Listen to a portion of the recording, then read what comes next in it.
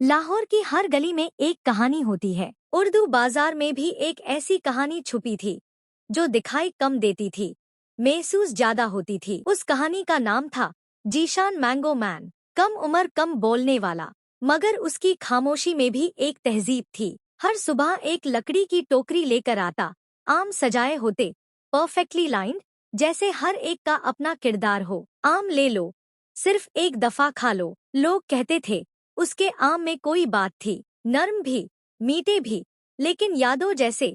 एक दफा टेस्ट कर लो, फिर भूलना मुश्किल। क्लाइंट्स उसके regular, the students, printers, poets, delivery boys, लेकिन सबका रीजन अलग। किसी को टेस्ट पसंद था, किसी को उसकी खामोश मुस्कुराहट, किसी को सिर्फ वो लम्हा चाहिए होता था जो दिन भर के शोर में कहीं खो गया होता है। एक दिन बारिश के बाद की गिली धूप में एक छोटा लड़का आया, स्कूल यूनिफॉर्म घिसा हुआ, आंखों में थकान। वो कांच के पास रुका, मगर कुछ कहा नहीं। जीशान ने देखा, एक आम उठाया, सबसे बेहतरीन, और फैज अहमद फैज के एक पुराने सफ़े में लपेट के उसके हाथ में रख दिया। लड़का घबराया, मेरे पास पैसे नहीं है।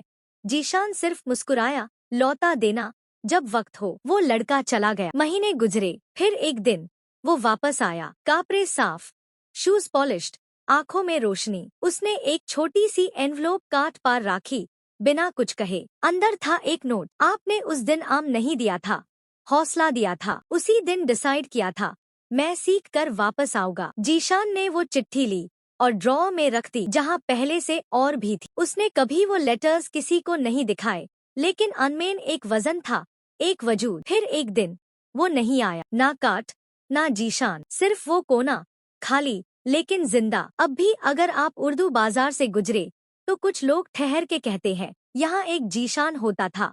वो आम बेचता नहीं था, दिल संभल के दिया करता था।